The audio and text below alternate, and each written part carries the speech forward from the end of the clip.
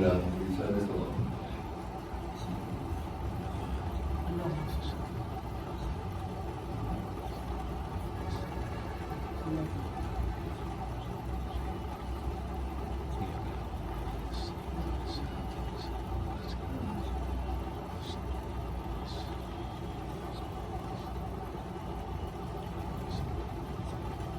أعوذ بالله السميع العليم من الشيطان الرجيم بسم الله الرحمن الرحيم الحمد لله رب العالمين والصلاة والسلام على أشرف الأنبياء والمرسلين سيدنا ونبينا وشفيعنا أبي القاسم محمد اللهم صل على محمد وآل محمد ورحمة على آبائهم وقتلتهم وغاصبهم إلى الأمر أما بعد فقد قال الله سبحانه في كتابه المبين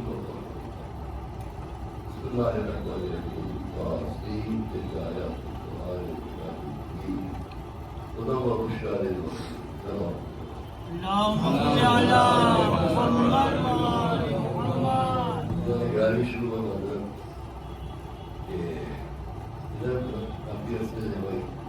طبیعت ٹھیک نہیں ہے، ایک مسافرت تھی جو رباب کی طرف سے آتے ہو گئی، گاڑی کو ایکسیڈنٹ ہوتے ہوتے نہیں گیا تھا، بہت بڑا جھٹکا آیا تھا، میں کمر میں بہت تکلیف ہوئی، اس کی وجہ سے علاج معالجہ چلتا رہا، بولت نکلی فوراً ہوا آسٹریلیا جانا پڑا مجھے اپنا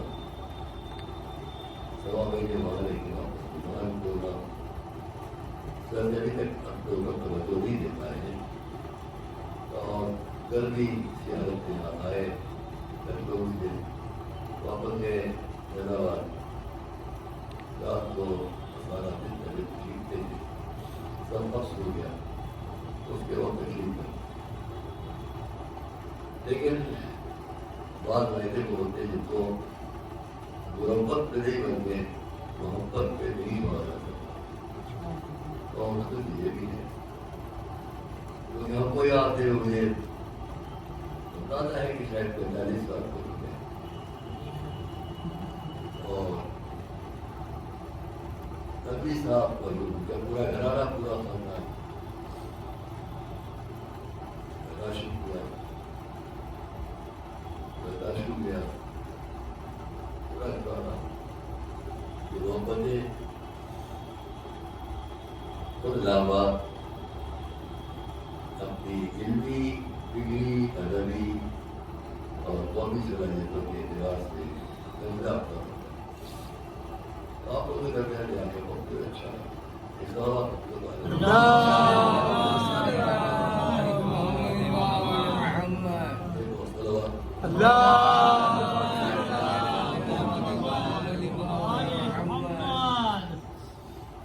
کل کی گفتگو کو ہم آگے بڑھائیں، اور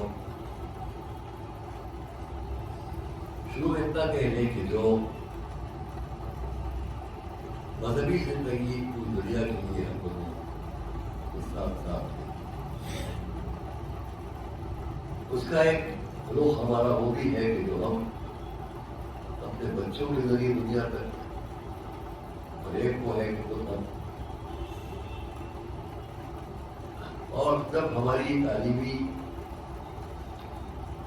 جو تبلیغی زندگی ہو، اس میں ہمیں اس کا دھیان رکھنا ہے اور توجہ رکھنا ہے کہ کل جو مستقبل ہے وہ کیا ہے۔ اسلامی تاریخ سے ہٹ کر بات نہیں ہے، نہ اسلامی تعلیم سے ہٹ کر بات۔ ابتدا میں چھوٹے سے جملے سے بات کہیں، حضور کے قوم سب کو معلوم ہے، مطلب العلم ولو کان بالسین، علم حاصل کرو چاہے چین جانا ہو، کیا اس زمانے میں چین میں کہیں اسلام تھا؟ نہیں تھا، تو حضور نے کہ حکم دیا علم حاصل کرو چاہے چین تک جانا ہو، تو مطلب علم تھا، مذہبی تفریق نہیں، مذہبی تفریق ہوتی تو چین کی بات ہی نہ ہوتی، اسلام ہے ہی نہیں۔ یہ مطلب نہیں کہ جاؤ چیز پہ، بلکہ مبالغہ ہے کہ دور ہے کہیں نہ پڑھے. قرآن علم کی کتاب اور ہمارے اور آپ کے حضور نے اس مشن کو اپنایا جو خالق اور مالک کی طرف سے تھا. اس مشن میں سب سے پہلی اہم بات اچھی باتوں کو بتانا، بری باتوں سے روکنا. اس کو ہماری اصطلاحی زندگی میں امر بالمعروف اور نہی عن المنکر ہے. معروف نیکی کو کہتے ہیں، امر حکم کو کہتے ہیں، منکر ناپسندیدہ کو کہتے ہیں، نہی حکم. امر بالمعروف اچھی باتیں بتاؤ، نہی عن المنکر بری باتوں سے روکو. اب تمام دنیا کے مذاہب کے سربراہ مردہ لوگوں سے پوچھا جائے، ان کی رائے کو دیکھا جائے، ان کے تعلیمات کو دیکھا جائے، اس میں کوئی اختلاف نہیں ہوگا مذاہب کے درمیان اچھی باتیں کیا ہیں اور بری باتیں کیا ہیں. یہ اتنا اہم منصب ہے امر بالمعروف اور نہی عن المنکر. بہت سے شرائط ہیں کہ آپ کب امر بالمعروف کریں. اگر یہ ہے اور یہ ہے اور یہ ہے تو آپ کو حق ہے کہ آپ اچھی باتیں بتائیں، اور اگر نہیں تو مت بتائیں. کیوں بتائیں؟ نہی عن المنکر ہے. وہ خالق و مالک نے یہ منصب اپنے پاس رکھا اور پھر اسی منصب کو اپنے آخری نبی کے حوالے کیا. تمام انبیاء کے حوالے یہی رہا. قرآن کیا آیا؟ شاید کل میں نے آپ کے سامنے سے آیت کی تلاوت کی تھی. ان اللہ، یا کل کو میں نے آپ کے سامنے دوسری آیت، یہ دوسری آیت کے اندر تلاوت دی. ان اللہ یأمر بالعدل والإحسان وإیتاء ذی القربى وینہی عن الفحشاء والمنکر والبغی یعظکم لعلکم تذکرون. وہ اللہ یأمر حکم دیتا ہے بالمعروف. کیا ہو گیا؟ امر بالمعروف. اور سب اس نے اپنے ہاتھ رکھا. ان اللہ یأمر بالعدل والإحسان، وہ عدل و احسان. وإیتاء ذی القربى، یہ اچھی باتیں ہیں. وینہی عن الفحشاء والمنکر والبغی، روکتا ہے. امر اس کے حوالے، نہی اس کے حوالے. امر کے آگے جو باتیں وہ اچھی ہے، نہی کے آگے جو باتیں بری. آئیے اپنے رسول کی طرف سے کیا کہا؟ الذین یتبعون الرسول النبی الأمی الذی یجدونہ مکتوبا عندهم فی التوراۃ والانجیل یأمرهم بالمعروف وینہاہم عن المنکر. معلوم کہ کائنات کی اس کی سب سے محبوب ہستی جو ہے جس کے حوالے یہی کام ہے. جو لوگ اتباع کریں اس رسول کا جو ایسا اور ایسا، اور وہ امر بالمعروف کرتا ہے، نہی عن المنکر کرتا ہے. ہمارے پاس زیادہ تر یہ جذبہ ہے کہ ہم بھی لوگوں کو تبلیغ کریں، اچھی باتیں بتائیں، بری باتوں سے روکیں. ویسے کبھی کبھی کہا کرتا ہوں کہ امر بالمعروف اور نہی عن المنکر بھی دو دھاری تلوار ہے. کبھی خود اپنا ہاتھ کاٹ سکتے ہیں اور ناسمجھ لوگوں کے ہاتھ میں چلی گئی تو سارے کھیتروں کو ہلاک کر دیں گے، پھر تو وہ بھی کرتے ہیں. سوال یہ کہ اگر اچھی بات تو سب جانتے ہیں، بری بات سب جانتے ہیں، کہے کیسے، کب کہا جائے، کس وقت کہا جائے، کس سے کہا جائے. ایک شخص 4 آدمیوں کو مار چکا، آپ کو اس کے AK-47 ہے، گن ہے، پسٹل ہے، وہ مار رہا ہے. میں اس کے ساتھ جائے دیکھو یہ بری بات ہے، سمجھتے رہو، لیکن ٹھیک ہے، تہذیب کے خلاف ہے، کہنے دو. وہ ہماری طرف بھی کر دے گا. امر بالمعروف اور نہی عن المنکر کے کہاں وقت ہے اور کہاں نہیں ہے. ارے کہنی نہیں ہے. ہاں یہ ہے کہ آپ جس حد تک کہہ سکتے ہو کہ اچھی بات ہے. آپ کا وقت تھوڑا دور ہے. مجھے اپنی طالب علمی کے زمانے کی بات ہے، مسلم بھائی کے گھر سے کلکتے میں ہوئے، میں بھی طالب علم تھا، 3 دن وہاں رستے تھے، حاجی کربلائی وہاں پڑے تھے، بڑے مجمع تھے وہاں کے، جو وزیر اعلیٰ تھے وہ خود رائے کرتے تھے، ہمارے والد سرکار تعلق مولانا سے زندگی صاحب اللہ مسجد ٹرسٹی تھے، پھر استاد مولانا جنت صاحب اللہ مہروی، اور بہت سے لوگ تھے وہاں، شمس الحسن صاحب کوئی بھی والے بہت اس وقت دعوے کے علماء وحید کے طلبا میں یا مبلغین ہوتے تھے، تنظیم کے تنظیم متعدد کے بانی مولانا غلام صاحب وہ بھی تھے، وہاں کے وحید میں ہوتے تھے مبلغین مولانا وزیر حسن صاحب وہ بھی تھے، سب بڑی بڑی شخصیت، پورا بڑا کھانا پہ بھرا رہتا تھا، اور جیسے اس میں ایک بزرگ تھے جن کا نام مجھے یاد آ جائے، وہ بہت عالم فاضل ثابت، 4 زبانوں میں بہترین تقریر کرتے تھے، جرمن، انگلش، عربی، فارسی، اردو کی۔ وہ جب کھڑے ہوئے تو انہوں نے یہ کہا، میں آپ لوگوں کو یہ نصیحت کرتا ہوں کہ ایک تو آپ خالی اردو، فارسی، عربی جانتے ہیں، آپ اور بھی کوئی زبان سیکھیں، ضروری ہے، اور دوسرے یہ کہ آپ لوگ انگلش کو حرام سمجھتے ہیں، یہ بھی غلط ہے۔ اور یہ گفتگو کی جاری تھی، انہوں نے کہا میں بھی لیکن جرمن میں تقریر کروں گا، انگلش میں بھی کروں گا، عربی فارسی میں یا فرینچ میں۔ انہوں نے اپنی تقریر 10 منٹ تمام زبانوں میں کی۔ اب آپ اندازہ کریں کہ جب وہ جرمن بول رہے ہوں تو پورے ملنے کا کیا حال ہوگا،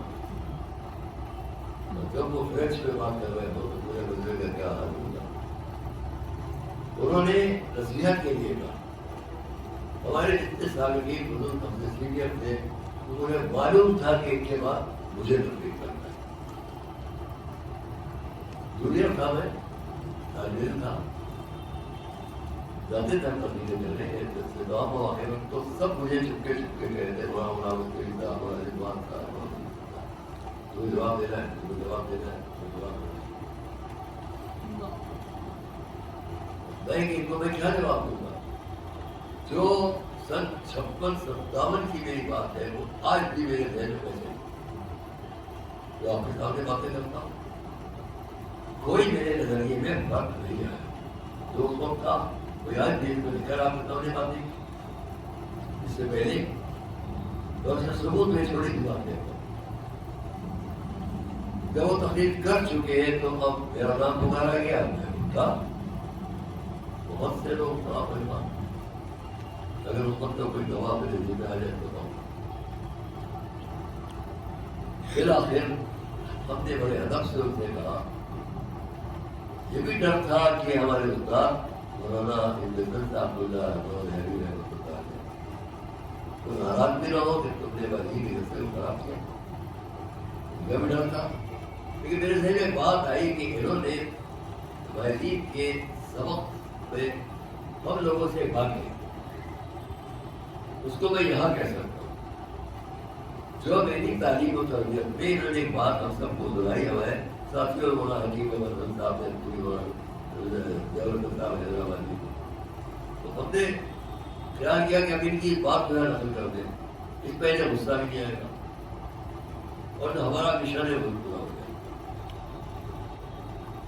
ہم لوگ سے کہا، آپ نے ہمارے محترم بزرگ، بہت بزرگ تھے وہ، کلکتے کی یونیورسٹی کے اندر پڑھے، اعلیٰ ہوتے بنتے، ہم لوگ سے کہا نام لے کر کہا، یہ ہماری غلط بات تھی، بس کہنا چاہیے۔ آپ نے جو بات ابھی کہی کہ ہم کو دوسری زبانیں سیکھنا چاہیے، تو میں آپ سے پہلے یہ بتا دوں کہ رسول بھائی میں یہ قانون ہے کہ جو وہاں مبلغ ہو جائے گا وہ اردو، فارسی، عربی کے علاوہ بھی ایک زبان سیکھے گا۔ ویسے میں نے گجراتی زبان سیکھی ہے اور گجراتی زبان میں تقریریں کر سکتا ہوں، لیکن میں تقریر اس میں نہیں کروں گا، کیونکہ ہمیں ایک بات اور بھی تبلیغی زندگی میں सिखाई जाती है। तो आपकी खुशी के लिए मैं बात को ध्यान करूँ, ये तो बहुत साफ थे हमको सबक पे पढ़ाते वक्त सिखाई गई बात, वो मैंने वहाँ अपनी तकरीर सर एक अंग्रेज था ब्रिटिश गवर्नमेंट के जमाने से, वो दौरे पर निकला अपने इलाके के लिए और एक देहात से गुजरा, एक कस्बे से गुजरा जहाँ कोई ताल्लुकात था थे, तो वो इलाके में नहीं गया, दूर रह के अपने घोड़े को रोका और अपने नौकर से कहा कि घोड़े के लिए जाकर घास ले आओ। तो गरीब में बड़े रईस से आए, उसने जाके घास ले आओ। उन रईस में मैं ध्यान कर रहा हूँ, उन रईस को जो वहाँ के ताल्लुकदार या जो भी रहे हो, उनको अच्छी उर्दू बोलने का बड़ा शौक। ये बहुत साफ से सीखा सुना था आपने, अब दोस्तान और हमने इधर से सबको तो उन्होंने कहा जाके इस घोड़े के लिए घास ले आओ, आगे तो बढ़ेंगे हम यही रुकते तुम ले आओ। वो गया इनका नौकर वहाँ, जो वहाँ के रईस थे उसने जाकर कहा कि हमारे वो अंग्रेज बहादुर साहब बहादुर आए हुए बाहर ठहरे हैं, उनकी घोड़े के लिए घास चाहिए। उन्हें अच्छी उर्दू बोले साफ साफ उन्होंने ये कहा, आज भी मुझे याद है, उन्होंने कहा मेरे बचपन में इतनी उन्होंने कहा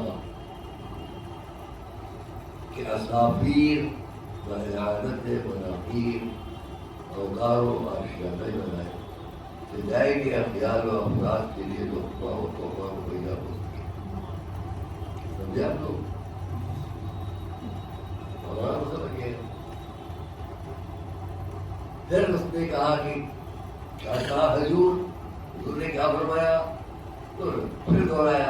अब मैं उसमें तर्जुमा करूँ, वो ये कहना चाहते थे कि मेरे यहाँ घास नहीं है।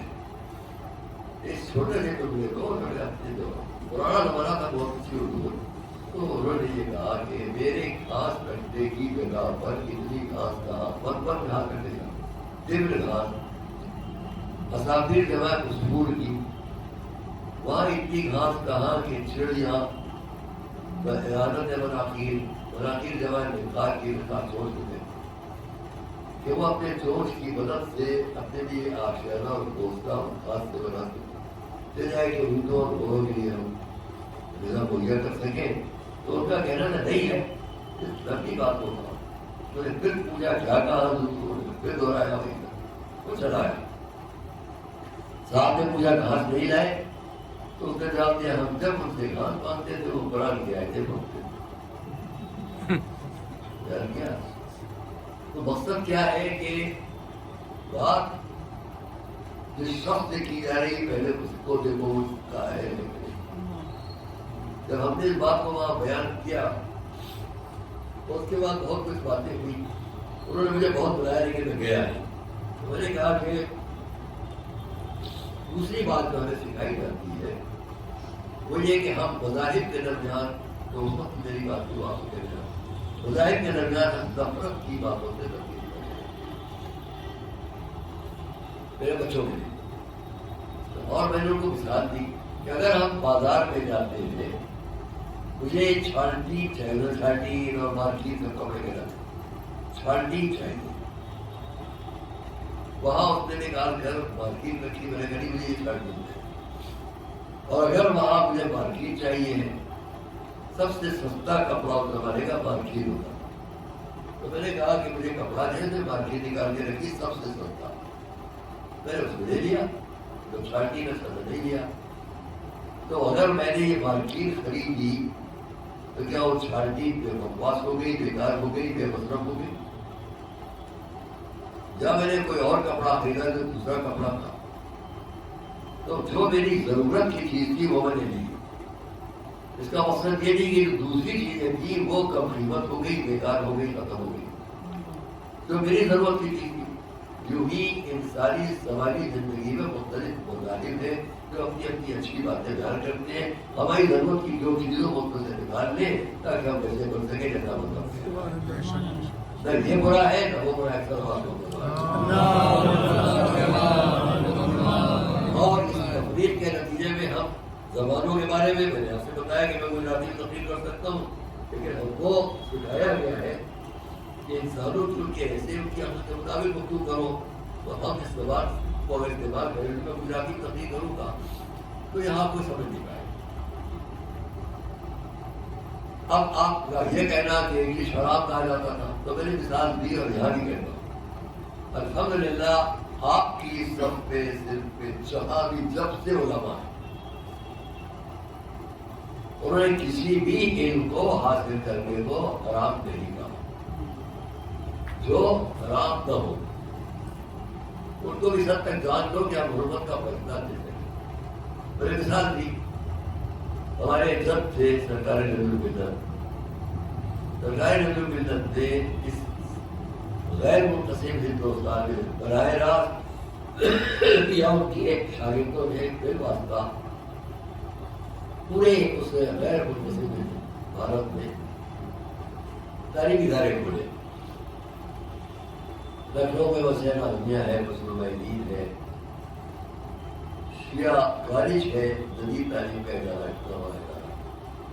اور علماء نے ساتھ مل کے شیعہ کالج, لیکن سب سے زیادہ سرکاری ملت. تو میں اس کو فخریہ کہتا ہوں.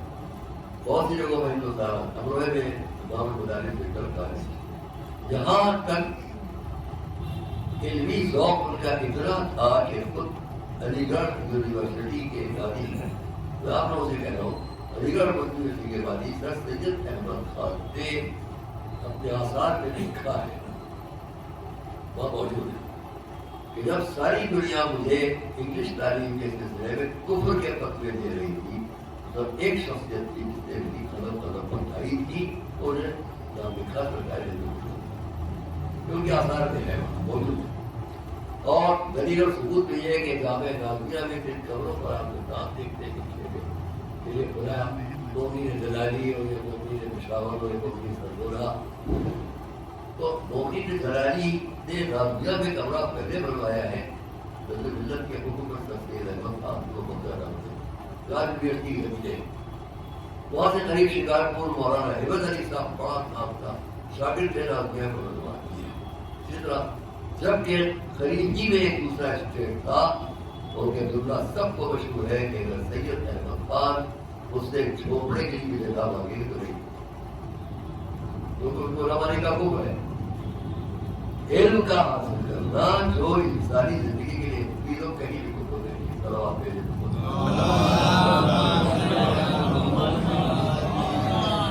سب سے کفر والی بات کرتے ہیں. یہ باتیں آپ کے سامنے بہت ضروری ہے جو میں کہنا چاہتا ہوں. پہلی بات, تبلیغ کا مقصد کیا ہے؟ اسلام کو دوسروں تک پہنچانا کیسے ہے؟ ہمارے رسول کے یہ جو تبلیغ کا حکم ہے وہ کیا ہے؟ اور اس حکم کے اندر ایک لفظ ہے, اس لفظ کو میں آپ کو سامنے بیان کروں گا. یہ ہو سکتا ہے اس کو بن کیا ہے؟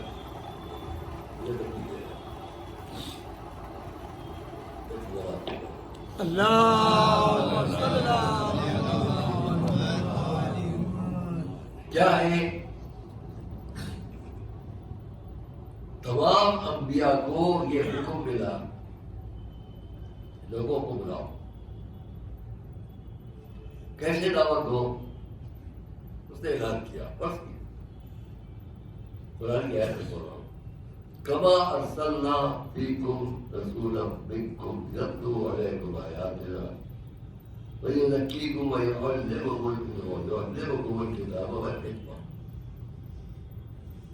اور جو بجائیے, ربنا وابعث فیہم رسولا منہم یتلو علیہم آیاتنا ویعلمکم الکتاب والحکمہ ویزکیکم. حکمہ یہ کیا ہے؟ لفظوں میں اے رسول ادعو الی سبیل ربک بالحکمہ والموعظۃ الحسنہ وجادلہم بالتی ہی احسن.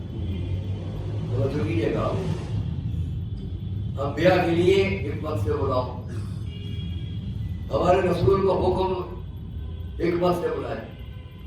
یہ قرآن کی بہت اہم لفظ ہے. قرآن کریم نے یہ لفظ حکمت سے بلاؤ, آپ یہاں کی زبان میں نہیں کر پائیں گے. حکمت حالانکہ اردو میں آپ لوگ بھی کہتے ہیں، اس نے بڑی حکمت کی بات کرو، حکمت سے کرو. حکمت سے مراد دل نہیں ہے. یہ حکمت کیا؟ میں نے اس کو دیکھا اور ایک اہم بات آپ کے سامنے پیش کرنے جا رہا ہوں. حکمت کا مطلب کیا ہو؟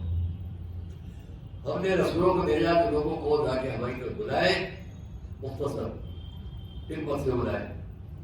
اے رسول، آپ لوگوں کو اللہ کے راستے کی طرف حکمت سے بلائے.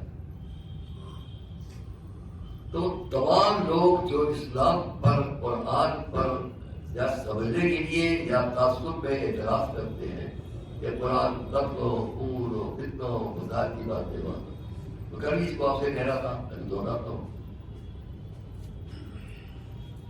اگر آپ قرآن کریم کو ان کے لوگوں سے سمجھنے کی بات کریں، میں غیر مذہب کے لوگوں سے کہہ رہا ہوں جو آتے ریکارڈوں کے بات ہے، تو ان کی سمجھ میں آئے گا کہیں سے بھی یہ قرآن قتل و خون کی بات نہیں کرتا ہے. کیونکہ آپ نے جہاں جہاں سے بات کو پڑھا، چھوٹی سی جگہ پر آپ نے اس بات کو دیکھا، ادھر کیا ہے، ادھر کیا ہے، ادھر آپ نہیں گئے. یا فسادی ذہنوں نے، متاثر لوگوں نے، کٹر پسند لوگوں نے ایک ترجمہ کر ڈالا اور ایک محدود جگہ کی بات پیش کر کے ڈالے. یہ دیکھیے قرآن غیر مذاہب کے لوگوں کو قتل کا حکم دیتا ہے. اس میں ایک بہت بڑی تبلیغ جو بڑی تدبیر کے ساتھ ہے اور بہت ہی فسادی ذہن کے ساتھ ہے، تو اس فرقے کی، اس قوم کی ہے کہ جو ہمارے ملک سے باہر ہے لیکن ہمارے ملک کی ترقی میں رکاوٹ بنتا ہے، فساد کی باتیں بیچ میں لانا ہے. ہمارے ملک کے ہمارے بھائی ہیں، ان سے ہم کہیں گے کہ آپ کو غور کریں.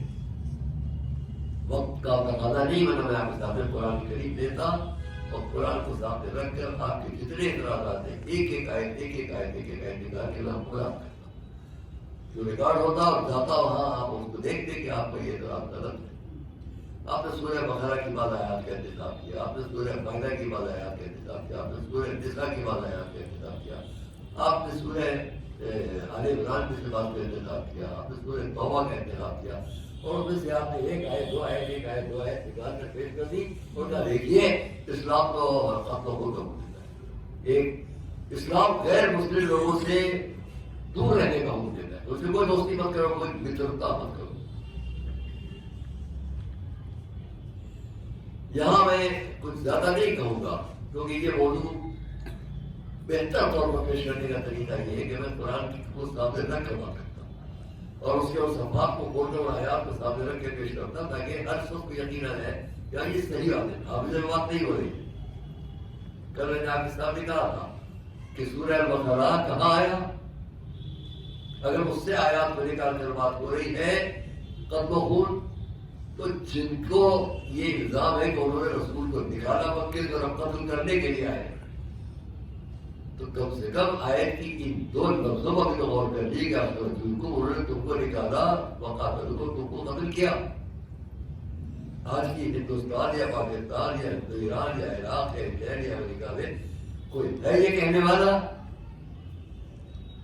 کہ ہمارا نام یہاں پر ہے کہ ہم نے ہم کو قتل دو؟ نہیں ہے. وہاں ان کے لیے لفظ قتل آ رہا ہے کہ جنہوں نے قتل کیا، ان کے لیے لفظ آ رہا ہے جنہوں نے گھروں سے نکالا. کیا آج کوئی کہہ سکتا ہے بھارت میں کہ ہم نے نکالا تھا رسول کو؟ ہم نے نکالا تھا. جب آپ اس نکالنے والوں ہی میں نہیں ہے تو آپ اپنے سر پہ چادر کیوں اوڑھ رہے ہیں؟ غلط ہے. اس لیے کہ ہمارا تمام مذاہب سے محبت کا ماحول ہمیشہ سے تھا ہے اور رہے گا. قرآن کریم سے بات پیش کی جا سکتی ہے اور تاریخ سے بھی جس نے قرآن پیش کیا رسول حضور. دوسرا کہ غیر مذاہب کے لوگوں سے دوستی مت کرو. کبھی اسلامی قرآنی تاریخ پر نظر ڈالیں تو یہی کو جواب مل جائے گا. غیر قوموں سے دوستی مت کرو. اسلام یہ حکم دیتا ہے. یہ بھڑکانے والی باتیں، لڑانے والی باتیں، یہ ان لوگوں کی جو اسلام سے انتہائی توقع رکھتے ہیں. ہمارے ملک میں نہیں، باہر. میں اس کی مثال دیتا ہوں. آپ کے سامنے ایک بہت اہم تاریخی بات پیش کرتا ہوں. حساب کیجیے.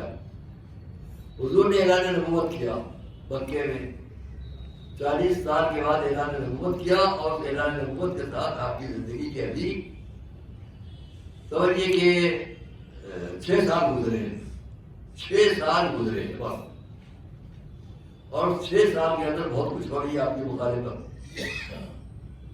چھوٹا ثبوت دے رہا ہوں کہ غیر قوموں سے دوستی مت کرو، تاریخ کے اس اٹل حقیقت کو رد کر کے دکھائے جو میں کہنے جا رہا ہوں۔ دوستی مت کرو غیر قوموں سے، عیسائیوں سے، یہودیوں سے دوستی مت کرو، یہ قرآن کا حکم ہے۔ اتنا تنفر ان کو ہے دوسرے لوگوں سے۔ بہت میری طالب علم زمانے کی بات تھی کہ ہمارے ملک کے بہت بڑے سربراہ تھے تابعین کا، انہوں نے اس زمانے کی اپنی ناگپور ہو رہی تقریروں میں یہ کہا کہ قرآن غیر قوموں سے کیا بھی ہمیں ہونا چاہیے نہیں سکھاتا۔ تو میں نے اس وقت جوابات دیے بہت احترام کے ساتھ، ایسا نہیں ہے۔ آپ کٹر پڑے تعصب سے تو ذہن کو ہٹا لیں، اور اس کے بعد انصاف سے تاریخ پر غور کریں جو ہم لوگ کہہ رہے ہیں وہ غور کریں۔ ہم لوگ سے مراد وہ لوگ کہ جو سمجھنے سمجھانے کی بات کرنا چاہتے ہو، جو جیسا میں نے کہا جو صرف الزام لگانے کی بات پمپے سے ہمارے میں وہ قابل اعتبار نہیں ہے۔ کیونکہ میں نے لکھنؤ میں بھی کہا اور یہاں بھی آپ سے کہتا ہوں، معاشرے میں نے کہا ہم میں سے تاریخ میں بہت سے لوگ ہیں جو چہرہ معین کرتے ہیں، یہ چہرہ، یہ چہرہ، یہ چہرہ، ان چہروں کو سامنے رکھ کر تاریخ کو منتخب کرتے ہیں۔ اگر یہ تاریخ وہ چہرے کے مطابق ہے تو یہ تاریخ وہ پیش کریں گے، اگر نہیں تو نہیں پیش کریں گے۔ جبکہ اسلام یا ہر دانشور انسان یہ چاہتا ہے کہ چہرہ دیکھ کر تاریخ کو منتخب مت کیجیے، بلکہ تاریخ کو دیکھ کر چہرے منتخب کیجیے۔ نظریے کو دیکھ کر کریکٹر پر بات کی جائے گی، کریکٹر کو دیکھ کر نظریے پر بات نہیں کی جائے گی۔ یہ غلط ہے کہ ہم کریکٹر کو دیکھتے ہیں اور کہتے ہیں یہی نظریہ ہے۔ ہماری تاریخ میں 2 طرح کے لوگوں نے تبلیغ کیے، ایک وہ جنہوں نے چہرے معین کر لیے اور ان کے کردار پر ہماری اسلامی تاریخ کو منتخب کیا۔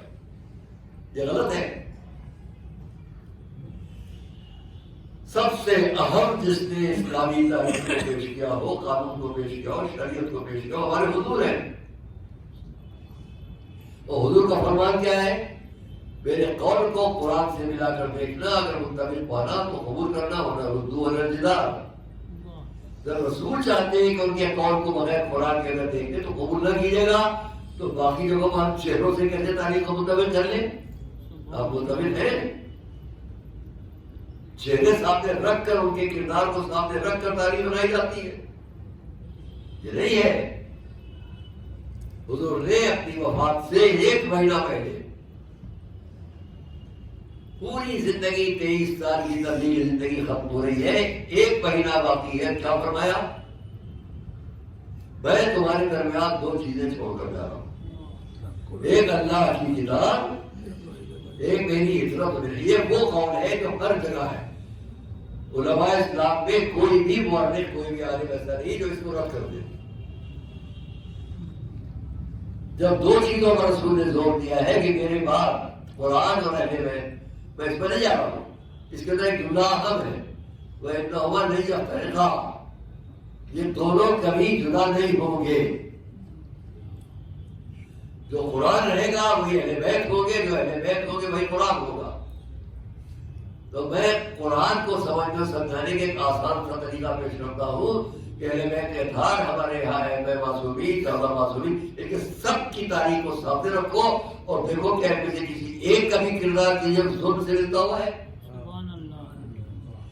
جب اہل بیت ادھار، صحابہ معصومین، ائمہ معصومین، اس میں سے کسی ایک کا کردار کسی ایک وقت بھی ظلم سے نہیں ملتا ہے تو قرآن بھی ظلم کا حکم نہیں دے گا، کیونکہ دونوں جدا نہیں ہے۔ جو ان کا کردار وہ قرآن کا، جو قرآن کا حکم ان کا کردار، ان کے کردار میں لاؤ سن لاؤ۔ جہاں تشدد ہے، جہاں ظلم قربانیاں پیش کرنا ہے، کسی کو قربان نہیں کر دینا ہے۔ اس لیے جب کہا گیا حکمت کے ساتھ بلاؤ، میں نے دیکھا ہمارے یہاں بہت اہم شخصیت گزری ہے علامہ طبرسی، ان کی کتاب بہار الانوار تفسیر وہ ہے کہ جس کے لیے الازہر یونیورسٹی کے میں بڑے پروفیسر نے بھی کہا ہے کہ ان کی تفسیر جو ہے وہ ہماری تفسیر کی دنیا میں برزۂ تفاسیر ہے. کہیں کوئی دقت پیش آئے اس کتاب سے حل کر لو. 200 سال پہلے کی بات ہے. اس کے اندر علامہ طبرسی نے لکھا حکمت سے مراد کیا ہے. ہر جگہ انبیاء لوگوں کو حکمت سے بلاؤ, حضور لوگوں کو حکمت سے بلاؤ. یہ حکمت کیا ہے؟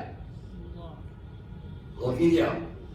ساری تاریخ تبلیغ کی اور علماء کی سمٹ کے آ جائے گی ایک لفظ کے اندر. بالحکمہ اے رسول بلاؤ بالحکمہ والموعظۃ الحسنہ وجادلہم باللتی ہی احسن ربک هو اعلم بمن ضل عن سبیلہ وهو اعلم بالمهتدین. اے رسول لوگوں کو حکمت سے بلاؤ, موعظہ حسنہ اچھی نصیحت سے بلاؤ, وجادلہم باللتی ہی احسن اور اس بحث و مباحثے سے بلاؤ جو بہت اچھا ہو. میں نے اپنے طور پر ترجمہ کیا. حکمت کیا ہے؟ اس کا ترجمہ لکھا گیا تفسیر میں, حکمت اے مانع من الفساد, یا مانع عن الفساد, وہ راستہ جو فساد کو روکتا ہو. تب پورے انبیاء و مرسلین ہمارے حضور کی تبلیغ کا سب سے اہم رخ یہ ہوگا کہ تبلیغ وہ ہو جو فساد نہ ہونے دے.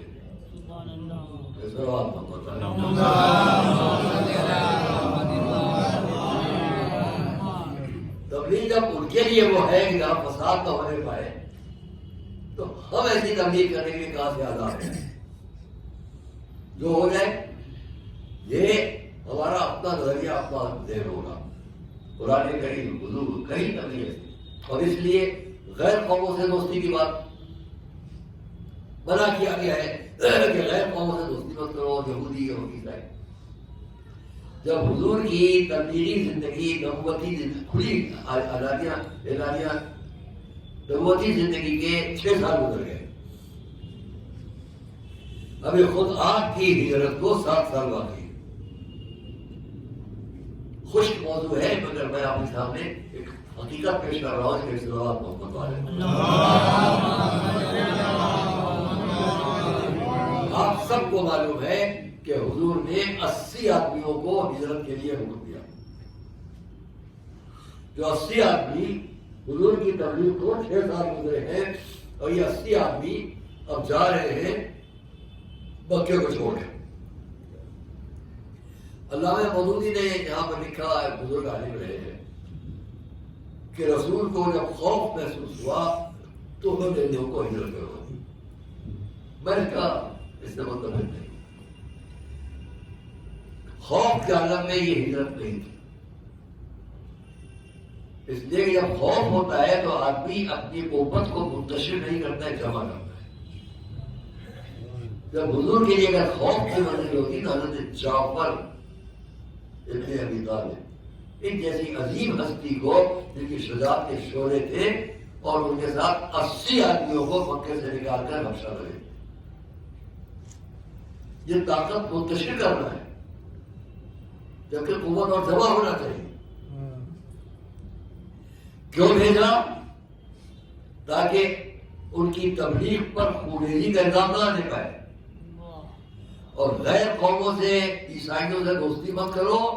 تو اس سے بڑا ثبوت کیا ہوگا کہ حضور نے اپنے خاندان, چاہنے والے, ماننے والے, اپنے بھائی تک کہ 80 آدمیوں کو کہاں بھیجا؟ حبشہ. حبشہ کیا تھا؟ عیسائیوں کا وہ مرکز کہ جہاں سے چل کے ابرہا آیا تھا, جس نے ہزاروں یہودیوں کو قتل کیا. 60,000 کا لشکر بھیجا تھا. اس حبشہ جیسے انتہائی خونریزی کی جگہ پر آپ نے اپنے قریبی لوگوں کو بھیج کر یہ بتا دیا کہ اگر غیر مذہب کے لوگوں پر ہم کو اعتبار نہ ہوتا اور عیسائیوں کا اعتبار نہ ہوتا تو ہم اپنے لوگوں کو ماننا بھیجتے. اس سے بڑا ثبوت کیا ہوگا؟ غور کیجیے, اس سے بڑا ثبوت کیا ہوگا غیر قوموں پر اعتبار کرنے کا جو غیر مذاہب کے لوگ ہیں. عیسائی حبشہ, وہ بھی حبشہ کوئی نزدیکی جگہ نہیں ہے. میں نے کبھی سفر کیا ہے اس سمندر کے اندر, 11 دن تک آسمان اور پانی آسمان ہو گئے. تو ایک جگہ دور پر میں نے دیکھا کنارہ بہت دور پر سعودی عرب نظر آ رہا تھا. وہ وہی ایڈر جس کو آپ کہتے ہیں, اس کی جگہ پہ کہتے ہیں یمن جس کو کہتے ہیں. اس کے بعد وہ جگہ آگے بڑھ کر آئی جہاں حبشہ ہے. اتنا خطرناک سفر اس کے لیے بھیج دیا گیا اور ان عیسائیوں پر اعتبار کیا گیا. یہی بات یہ جواب بھی ہے کہ اگر اسلام تلوار کے زور پر پھیل رہا ہوتا تو سب سے پہلی مثال خود حبشہ ہے. یمن میں ہزارہ عیسائیوں کو یہودیوں نے قتل کیا. جواب میں شہنشاہ حبش نے لشکر بھیجا ابرہا علیہات، انہوں نے آ کے ہزارہ یہودیوں کو قتل کیا. اس حبشہ میں حبش وہاں جب گئے ہیں حضور کے گھر کے لوگ، اس میں حضرت جعفر گرامی غور کیجیے گا، حضرت جعفر وہاں 14 سال رہے. حضور کی ہجرت سے 7 سال پہلے اور حضور کی ہجرت کے 7 سال بعد 14 سال حضرت جعفر حبشہ رہے. بہت بڑا مورخ ہے مسلمانوں کا ابن الوردی، اس نے اپنی کتاب میں لکھا ہے اسلم النجاشی، اسی کے لفظ کر رہا ہوں، اسلم النجاشی علی ید جعفر ابن ابی طالب. اور خالی اکیلے نہیں، اس کے ساتھ تمام حبشہ کے جو اس کے دربار کے جتنے لوگ تھے سب نے حضرت جعفر کے ہاتھ پر اسلام قبول کیا. کیا اس سے بڑھ کر بھی کوئی دلیل ہوگی کہ اسلام تلوار کے ذریعے نہیں پھیلا؟ اگر تلوار کے زور پر پھیلتا تو حبش کی شہنشاہ نے اس کے ساتھ کے لوگوں نے اسلام حضرت جعفر کے ہاتھ پر کیسے قبول کیا؟ کوئی لشکر نہیں کرنے گئے، کوئی تلوار نہیں کرنے گئے. اسلام اپنی وہ سچائی پیش کرتا ہے کہ جس کے ذریعے اچھی باتوں کو لوگ قبول کرتے ہیں، اسی کو اسلام کہا جاتا ہے.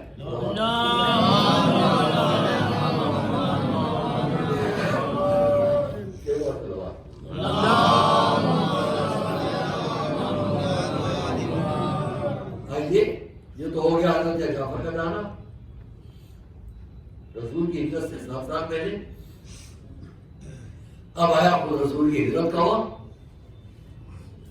تو کیا کیا؟ اپنے بستر پر اپنے بھائی کو سلایا.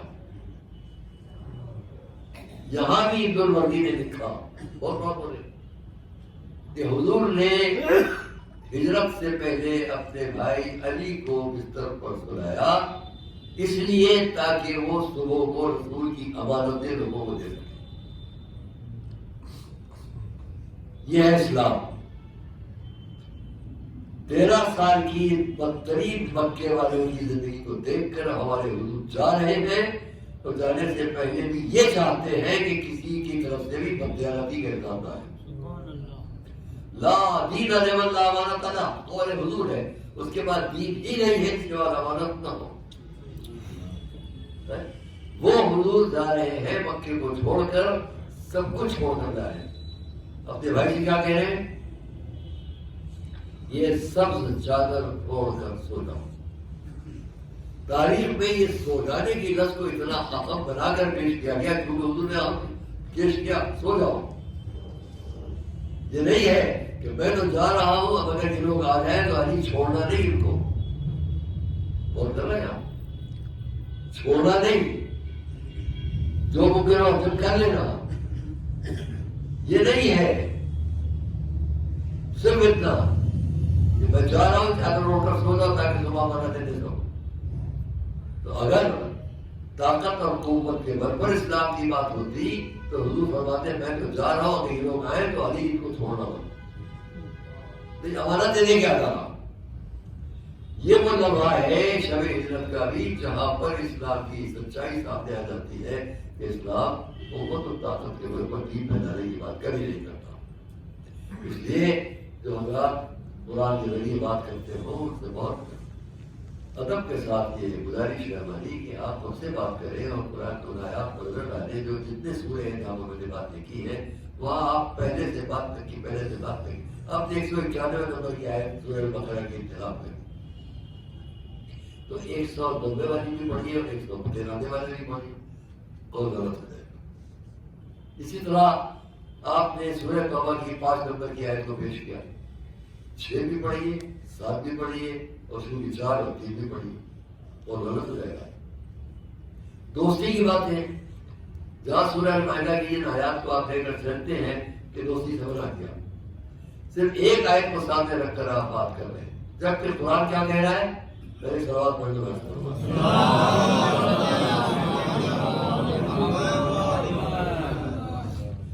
قرآن کی انہی آیات میں، اس سے پہلے اور بعد کی آیات میں کیا ہے؟ میں آپ نے قرآن ہوتا تو ایک ہی بات کو کیا بتا وہاں کیا ہے؟ دیکھیے، جو لوگ عیسائیوں میں، یہودیوں میں اپنی کتابوں پر عمل نہیں کرتے، توریت جو اس پر عمل نہیں کرتے، اپنی کتابوں کے قوانین اور احکام پر عمل نہیں کرتے، یہ لوگ ہر طرح غلط ہیں، ان کے ساتھ ملنا مت کرو. میں نے کبھی شاید کہا ہو، کسی خاندان میں جائیے، وہاں جو بچیاں ہوں، جو گھر کے ذمہ دار عورتیں ہوں، اس سے اگر آپ یہ کہہ دیں گے کہ یہ آپ کا بچہ فلاں لوگوں میں جاتا ہے، جو بدسلط لوگ ہیں، آوارہ لوگ ہیں، اس کو روکیے، کیا وہ کہے گی نہیں میں تو جانے دوں گی؟ ہر ماں یہ چاہتی ہے کہ اس کا بچہ آوارہ بدسلط لوگوں میں نہ جائے. قرآن یہی کہہ رہا ہے کہ دوسری قومیں میں وہ لوگ کہ جو بدسلط ہیں، ان کے پاس جانے سے اپنی احتیاط کرو، ان سے دوستی مت کرو. تو قرآن کیا چاہتا ہے؟ ان سے دوستی نہ کرو جو بدسلط لوگ ہیں یا جو اپنے قانون کو خود عمل نہیں کرتے. اگر غیر مذاہب کی تحقیر قرآن کرتا تو ہرگز یہ نہ کہتا کہ جو لوگ اپنی توریت، اپنی زبور، اپنی دین ان کتابوں میں عمل نہیں کرتے ہیں وہ خدا کے نزدیک پسندیدہ لوگ ہیں. عمل کرو اپنی کتاب پر، اپنے قانون. میں نے اسی لیے کبھی کہا ہے کہ وہ شخص میری نظروں میں اچھا ہے جو اپنے مذہب پر جتنا بھی کرتا ہو، جتنا متاثر ہو، وہ اچھا ہے. آپ یاد رکھیے، جو شخص اپنے مذہب ہی میں یقین نہیں رکھتا وہ کہیں اچھا نہیں. اور قرآن کی ساری تبلیغ میں جب غیر قوموں کی بات آتی ہے، جن کے لیے لفظ کفر استعمال ہوتا ہے، جن کے لیے اور باتیں یہ زیادہ تر آپ پائیں گے کہ وہ ہے جگہ کہ جہاں اس سے مراد ناستک ہے، ادھرمی ہے، بے دھرم لوگ ہیں، لامذہب لوگ ہیں. کوئی بھی مذہب لامذہب کو پسند نہیں کرے گا.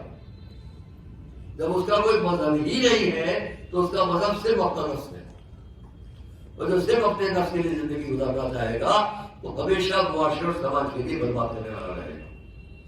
اس لیے ہر مذہب کی رائے. اور میں اتفاق ہے جب میں آسٹریلیا سے گزرا تو میں نے وہاں بچوں سے کہا میں تو جا رہا ہوں لیکن میرے پاس اتنا وقت نہیں، لیکن آپ قرآن کے ایک سورے کا حوالہ دے کے جانا، اس کو دیکھ لیجیے گا. میں آپ کے سامنے لکھا ہوں، قرآن کے 60 نمبر کا سورہ ہے الممتحنہ، اس کی 8 نمبر اور 9 نمبر کی آیت کو دیکھ لیجیے گا. اس کے اندر آپ کو ملے گا کہ جن لوگوں نے تمہیں قتل کیا، تمہیں گھروں سے نکالا اور معاہدوں کے خلاف کیا، اللہ ان سے تمہیں ملنے سے روکتا ہے. اور جن لوگوں نے تمہارے ساتھ ایسا نہیں کیا ہے تو تم سے ملو. اللہ قریب انہوں تمہیں دوستی کی سامان خراب کرے گا. اس سے پہلے کیا ہے؟ اس سے ملو، چاہے وہ کسی مذہب کے ہوں، یہودی ہو، عیسائی ہو، کچھ بھی ہو، کہ جنہوں نے نہ تم کو نکالا نہ تمہیں قتل کیا، ان سے ملو. تو قرآن ان سے ملنے سے روکتا ہے کہ جو آ رہے تھے قتل کرنے، جو آ رہے تھے مار ڈالنے، جو آ رہے تھے سب کچھ کرنے، کیا ان سے ملنے کی اجازت دے گا؟ اور جن لوگوں نے معاہدے کو نہیں توڑا، محبت و پیار دے رہے ان کے لیے قرآن ملنے کا حکم دیتا ہے، چاہے وہ عیسائی ہو، چاہے وہ کوئی ہو، اس ملک کے بھی تمام لوگ. ابھی کچھ عرصے پہلے میں مہوا میں شہر میں آپ کے سامنے مثال پیش کی ہو، اور وہاں پر ایک جلسے میں ہم مرادی بابو ساتھ میں تھے. میں ہمیشہ جن جن رسموں کے ساتھ رہتا ہوں رہا ہوں تو میں نے یہ چاہا کہ پہلے میں تقریر کر لوں، بعد وہ تقریر کریں، تاکہ ان کے بجائے یہ لوگ کوئی شک و شبے کی بات نہیں ہے، صاف کر دیں. وہاں یہی ہوا. انہوں نے اب ایسے شخص سے روک نہ ہو، روکت نہ ہو، پیچھے بہت بڑا بینر لگا ہوا، بہت بڑا بینر تھا. ان کے لوگ بھی سب سے پور بندروں کا آدھا لوگ ہیں. انہوں نے اپنے لوگوں سے کہا، میں آپ لوگوں سے جو میرے لوگ ہیں ان سے میں کہہ رہا ہوں، یہ پیچھے بینر لگا ہوا ہے، تو جو نام لکھے ہوئے وہ آپ لوگ نہیں پڑھ سکتے، میں پڑھتا ہوں. لیکن اگر وہ نام پڑھے محمد علی فاطمہ حسن حسین،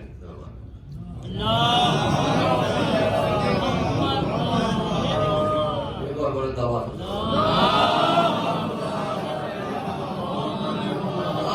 تمہارے سامنے پڑھ رہا ہوں. اپنے لوگوں سے انہوں نے کہا اور یہ کہا یہ 5 میں سب سے اونچے ہیں، پورے وشو میں سب سے اونچے ہیں. ان کو ساتھ رکھو گے تو یہاں بھی کام آئیں گے، وہاں بھی کام آئیں گے. سبحان اللہ. جب میں ان کے پاس بیٹھا تو میں نے اس کی تعریف کی. پھر میں نے اس سے کہا، انہوں نے کہا ہمارے ساتھ چلیے، ہمارے یہاں چلیے، آپ وہی رک جائیے، میں ٹھیک ہے اور پروگرام ہے. لیکن میں آپ سے ایک بات کہنا چاہتا ہوں کہ میں آپ کے یہاں آپ کی کتھا میں رہنا چاہتا ہوں. کسی وقت آپ ہمیں اپنی کتھا میں دونوں اپنے لوگوں سے کہا یہ تو بڑا ہم بات کہہ رہے ہیں، وہی کتھا ہے. اور پھر ہم گئے اپنے بیٹے مولانا پوری دوست پوری صاحب کے گئے. جب انہوں نے بلایا راج گھاٹ پر وہ کتھا ہوئی 10 دن تک، اس میں 1 دن میں شکر. وہ آپ نے دیکھا ہوگا اس کتھا کو کہ انہوں نے بیچ میں مجھ سے کہا، جب میں اپنی تقریر کر چکا بیٹھ گیا تو انہوں نے اپنا شروع کیا. انہوں نے کہا کہ آپ کی اجازت سے ہم ایک بھجن پڑھنا چاہتے ہیں. وہ آپ نے سنا پوری دنیا میں کروڑوں کی تعداد میں جس میں وہ یہ پڑھ رہے ہیں علی مولا علی مولا علی مولا. ان کے ساتھ 1 لاکھ خبروں کے ساتھ روز مولا علی کر رہا ہے اور لائیو ٹیلی کاسٹ دنیا میں کروڑوں آدمی مولا علی کر رہا ہے. وہ شخص ابھی بھی ایک اور آپ تو ان کا سنو گے جہاں وہ کہہ رہے ہیں کہ ہم سے کہا جاتا ہے تو یہ علی مولا کو کہتے ہیں. تو میرے اندر سے کوئی کہتا ہے دیکھو کیا ہے، ہم تو اسے کیوں جا کے شرکت کی کہ یہ ہمارے تمام پروگرامس میں آتے ہیں، ہم بھی پڑھتے ہیں کہ ہم چاہے وہ کچھ سیکھے وہ کچھ کہے. برا بنا بڑا خوش ہوا اس بھارت میں اس ملک میں رہتے ہوئے ہم کو امر بالمعروف اور نہی عن المنکر کے ان معاملات کو بڑی نزاکت کے ساتھ سمجھ کر بات کر رہا ہے کہ غیر قوموں کے وہ لوگ جن کو متاثر بنانے کی لوگ کوشش کرتے ہیں ان کو ابھی لوگ ٹھیک کر سکتے ہیں. بشرطے کہ ہم اور آپ اس فکر کے ساتھ چلیں کہ ہمیں نفرت نہیں بڑھانا ہے، محبت بڑھانا ہے. اور اسلام حسینیت کربلا صرف محبت بڑھانے کا پیغام ہے، نفرت کا پیغام نہیں.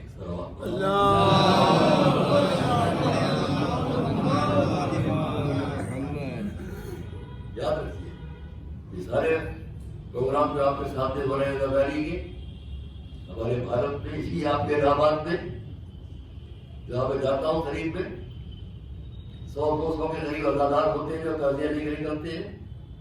آپ جانتے ہو اس سے زیادہ 100-200 کے قریب نکلتے ہیں تعزیہ لے کر. 50,000 کے قریب مجمع ہوتا ہے ڈیتھ قوموں کا. کیوں ہوتا ہے؟ ایسی بے شمار مثالیں میرے پاس.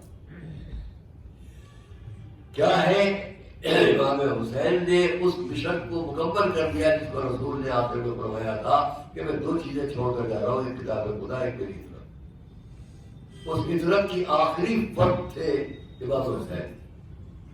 عالم اسلام میں جو لوگ قدر کرتے ہیں الہٰباد میں ماشاءاللہ سب قدر کرتے ہیں، بہت زیادہ قدر کرتے ہیں، بہت کی بات نہیں کرتا.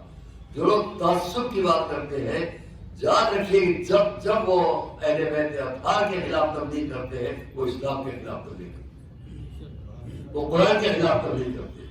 لیکن اسلام اور قرآن کی سچائی کا سب سے بڑا عملی ثبوت اہل بیت اطہار ہے.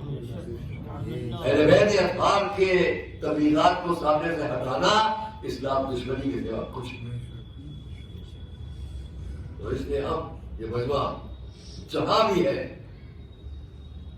اداداری کو اپنا مشن سمجھتا ہے. نام حسین اس کو کبھی کہا ہے کہ عراق ہے، ایران ہے، انڈین ہے، لبنان ہے، سعودی عرب ہے، شام ہے. امام حسین جا رہے ہیں تو کسی جگہ میں نے جملے کو دیکھا ہے، غالب علی خان ایک کتاب اس میں نے دیکھا جہاں لوگوں سے شہر کرتے ہیں. امام حسین سے جب حالات کچھ ہے تو آپ نے فرمایا تو مجھے کہیں بھی چلا جانے دو، انڈیا سے یہ دونوں رہتے مجھے انڈیا سے چلا جانے. کیوں کہا؟ میرا ملبہ اور کرے، ہم اور آپ اس جگہ رہنا چاہتے ہیں جہاں ہمارے لوگ کریں گے. ہم عقیدہ، ہم مذہب، ہم خیال خرابی صاحب ہے. سعودی عرب سے لے کے افریقہ تک جہاں ہر طرف مسلمانوں کے یہ قبیلہ ہے، یہ قوم ہے، یہ مسجد ہے، یہ مدرسہ ہے، یہ مقبرہ ہے، یہ مکہ ہے، یہ خانہ کعبہ ہے، یہ مدینہ ہے، اس پورے اسلامی ماحول میں جو اتنی بڑی بیٹ پر ہے چھوڑ کر وہ ہندوستان کا نام لے رہے ہو تو اس وقت ہندوستان میں نہ کوئی قبیلہ مسلمانوں کا ہے، نہ کوئی مسجد ہے، نہ کوئی مدرسہ ہے، کوئی گھر نہیں. یہاں کہیں نام نہیں ہے، وہاں ہر قدم کا نام ہے. لیکن امام نے جب یہ جملہ فرمایا مجھے کہیں چلا جانے دو، چاہے میری اصل چلا جانے دو، یہ جملہ خود قیامت تک کے لیے اسلام کی سچائی کو پیش کرتا ہے کہ اسلام پہلے انسانیت کو دیکھتا ہے، بعد میں وہ زمین اپنی کو دیکھتا ہے.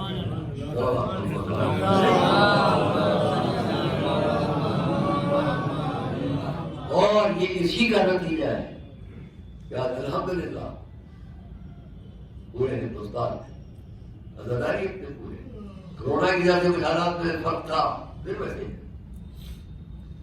وہ حسین جنہوں نے اپنے پورے گھرانے کو مدینے سے لے کر اس لیے ہجرت کی کہ اس اسلام کو پیش کیا جا سکے جو رسول اللہ سچا اسلام تھا، اس اسلامی زندگی کو پیش کیا جائے کہ جو رسول نے پیش کی.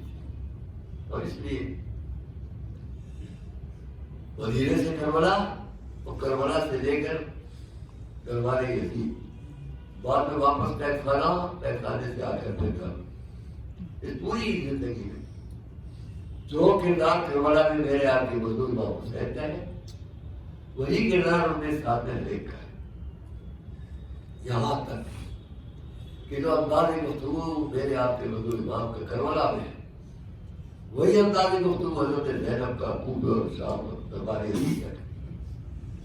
دربار یزید ہے بس آخر کا نام دربار یزید ہے.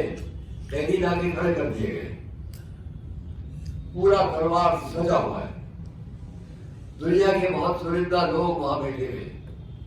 یہ اس ملک کا سفیر ہے، اس ملک جو لوگ شام جا چکے ہوں، جگہ جا چکے ہوں، دیکھو اتنا لمبا وہ پورا لمبا ہاتھ بھی تخت بچھے ہوئے ہیں، ان پر سونے کی کرسیاں رکھی ہوئی ہیں، ان پر دنیا کے چھوٹے لوگ ہیں. یہ اونچا ممبر ہے، اس ممبر کے ساتھ جو دیوار ہے اس دیوار سے کچھ لہجے ہیں جن پر سر بنا، اور انہیں لہجوں کے نیچے کچھ بیویاں کھڑی ہوئی ہیں جن کے بازو میں رکھا ہے. یہ میں اس لیے کہہ رہا ہوں جو لوگ بعض وقت یزید کی حمایت کی بات کرتے ہو ان سے کہوں گا یزید کو بچانے کی کوئی کوشش نہ کرے. کربلا میں وہ تھا نہیں، نبی تھا، اس ایک جملے پر غور کریں. بیویاں کھڑی ہیں، کیا ہوا ہے اب تک؟ اگر یزید یہ تو ضرور جانتا ہے کہ بیویوں میں کون کون ہے، وہ یہ بھی جانتا ہے کہ دہنے پر سر کس کے ہیں، اور یہ بھی جانتا ہے کہ سامنے تشت پہ جا کے کیا رکھا گیا ہے. پھر بھی اس کی حمایت کی کوئی بات کرے. ایک کم سے بچہ میرا آپ کا امام ہے، آگے آئے، کم سے 5 سال کا آگے آئے، ایک کم سے بچہ اتنی کم سنی میں ایک جملہ کہہ رہے ہیں، اس جملے سے اندازہ کریں آپ کے کیا حالات ہیں، اور کم سے بچوں پر بھی کیسے حالات اور کہاں انہیں بات کرنا ہے. اس سے پہلے میں اپنے امام کا 2 تذکرہ اس سے پہلے ہی نہیں کہ وہاں یہ کہہ دیا وہاں کو کہہ دیا. یہاں ہے، آگے آئے، یزید کے سامنے تشت ہے، کپڑے سے ڈھکا ہوا کچھ ہے، پیچھے بیویاں ہیں، بازوؤں میں رسم کربلا سے کوفے کا راستہ، کوفے کے بازار، وہاں سے اب عراق سے آگے بڑھ کے شام کا راستہ، صحرائے شام. جو لوگ جا کے زیارت کے لیے گئے ہوں اور اگر آپ وہاں سے بیٹھ کر آئے ہوں بس کے اوپر تو آپ کو صحرائے شام کی اس بھیانک کیفیت کو دیکھا ہوگا. اتنی بھیانک منظر ہے، سب رنگ کی ریت، ہر طرف آگ اگلتا ریگستان. اس ریگستان میں دانتوں کے اوپر بیبل نہیں، بجاوا نہیں، کچھ مظلوم بیویاں جو کبھی گھروں سے نہیں نکلی ہیں، وہ قیدی بنا کر لائی جا رہی ہے، وہ سب کر کے وہ اب دربار یزید میں ہے. اگر یزید کے پاس حمایت کرنے والے لوگ ہیں تو اس سے اتنا کو یہاں پر تصور کر لو. جیسے ہی یہ قافلہ آیا تھا تو یزید اگر آپ کی نظر سے ذرا بھی تو فوراً اس کا فیصلہ کیا ہونا چاہیے تھا؟ اس کے بجائے کیا ہے؟ ایک کم سے بچہ آگے بڑھتا ہے، تخت کے سامنے آئے، یزید اگر ہمارے جب رسول خدا اس جگہ ہوتے اور وہ اپنے گھرانے کی بیویوں کو شان سے دیکھتے تو سچ بتاؤ ان پر کیا بولے؟ ایک کونسل بچے نے میرے آپ کی 5ویں امام نے متوجہ کیا، سچ بتا کہ ان پر کیا بولتی ہے۔ یہ میں نے اس لیے نقل کیا کہ اب یزید کو ہوش آیا، پلٹ کے دیکھا، حکم دیا ان بیویوں کے بازو سے رسیاں کھول دی جائیں۔ آپ متوجہ ہوئے یہ رسیاں کہاں سے کہاں تک بنی ہوئی ہیں؟ کربلا، کوفہ، شام، خانہ یزید کا دربار، ایک رسل بیویوں کے بعد حکم دیا رسی کھول دی جائے۔ اب اس نے دیکھا پیچھے امام کی بہن زینب ہے، تو اس نے اس طرح سے آڑ کرنا چاہیے کہ زینب اس منظر کو نہ دیکھے، اس لیے نہیں کہ اسے کوئی ہمدردی ہے، بلکہ اس لیے کہ جو ظلم کر رہا ہے اس کی گواہ نہ بن جائے۔ جس کے لیے لوگوں نے لکھا ایک جو خیزران کسی کہتے ہیں خاص پیراڈر کو جس کو آگے سے چھین لیا جاتا ہے، اس سے وہ دست دلا میں رکھے میرے آپ کے امام کے سر کے ساتھ بے ادبی کر رہا اور کرنا چاہیے کہ زینب نہ دیکھے، مگر شہزادی کی نظر پڑ گئی۔ تو میں بات کو تمام کرتا ہوں، شہزادی کی نظر پڑ گئی۔ تاریخ کا فکر ہے کہ زینب چیخ پار کر روئی، اس طرح سے روئی کہ دربار میں کتنے لوگوں کی آواز نکلی۔ ایک بہن اپنے بھائی کے کٹے ہوئے سر کو اشار سے دیکھ کر بے ادبی ہو رہی، یہ ظلم ہو رہا ہو، یہ بے ادبی ہو رہی ہو، بس مزیدار ہے۔ یہاں تک کہ وہ بھی آیا کہ شہزادی زینب نے یزید کو چیلنج کیا، وقت قیدک واضح سعیک، او یزید تجھے جتنا فخر کرنا ہے کر لے، جتنی دشمنی نکالنا ہے نکال لے، فواللہ لا تبہو ذکرنا، خدا کی قسم تو کبھی ہمارے ذکر کو مٹا نہیں پائے گا۔ آج زینب کو گزرا ساری دنیا میں ہے، اس کی ذکر حسین ہے اور پوری دنیا ہے، اور یزید کے نام کے ساتھ جو انداز ساری دنیا کا ہے، یہ زینب کی آواز۔ تو بس عزیزان گرامی، وہ وقت وہ بھی آتا ہے کہ جب تھوڑی دیر کے بعد اس منظر کو نہیں پیش کروں گا۔ اتنا ہوا کہ خطیب ممبر پر گیا، یزید کی شان میں کچھ کہا، اور پھر امام زین العابدین ممبر پر گئے، آپ نے جا کے کچھ کہا۔ وہ ساری گفتگو یہاں پر ختم کروں گا کہ جب یزید نے دیکھ لیا کہ اب اس کی ذلت ہو رہی ہے، رسوائی ہو رہی ہے، تو اٹھ کے جا رہا تھا۔ تاریخ کا منظر یہ تھا کہ اسی دربار کے اندر یا اسی مسجد کے اندر جو تماشا دیکھنے آئے ہوئے تھے لوگ، وہ دوڑ کر امام سید سجاد کے پیروں سے لپٹ رہے تھے۔ آقا معاف کیجیے گا، ہم سمجھے نہ تھے، آپ کو پہچانے نہ تھے، میں یہ فکرہ کہا کرتا ہوں، نامے بھی بیمار امام کے پیروں سے لپٹنے والوں، ان کے ہاتھوں کو چھونے والوں، ذرا احتیاط سے پیروں میں ہاتھ ڈالو، یہ پیر بیڑیوں سے کمتی ہے، احتیاط سے ہاتھوں کو چھوڑو، ان ہاتھوں پر ہتھکڑیوں کے نشان ہے۔ اللہ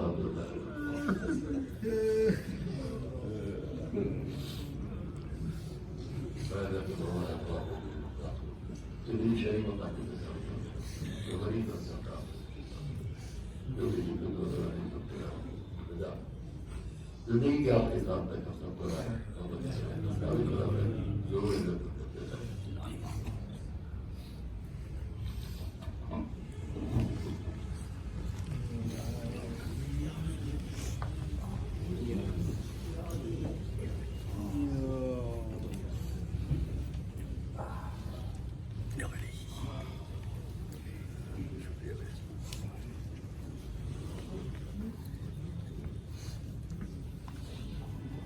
السلام علیکم یا رسول اللہ، السلام علیکم یا نبی اللہ، السلام علیکم یا امیر المومنین و سید المرسلین، السلام علیکم یا ابن فاطمہ الزہراء سیدۃ النبیین، السلام علیکم یا الحسن بن طه، السلام علیکم یا مولا یا عبد اللہ، السلام علیکم یا رسول اللہ، السلام علیکم ورحمۃ اللہ وبرکاتہ، السلام علیکم یا مولا یا غریب الغرباء، السلام علیکم یا معین الضعفاء والفقراء، السلام علیکم یا مغض ششیت اللہ ورحمۃ اللہ وبرکاتہ، السلام علیکم یا مولانا یا صاحب الاخر الزمان العمان العمان العمان السلام علیکم یا حضرت الرحمن السلام علیکم یا شریک القرآن السلام علیکم یا امام سوال یا نجل اللہ تعالی واجب وصال اللہ تعالی مخرج ودورک وجعل الله من انصارك وآوانك ورحمة الله وبركاته.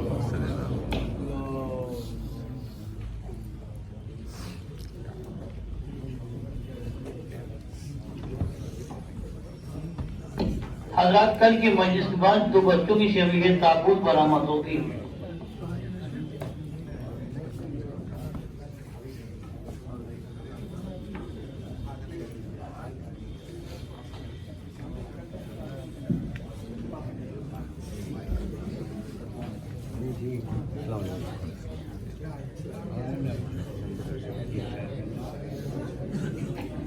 کل کی مجلس کے بعد 2 بچوں کی شبیہ تابوت برآمد ہوگی اور انجمن ہاشمیہ دریا پر نواخانی وسیلہ زنی کرے گی.